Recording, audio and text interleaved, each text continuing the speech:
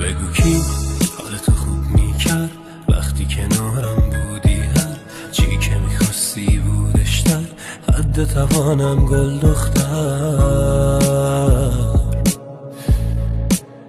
بگو چی الا من،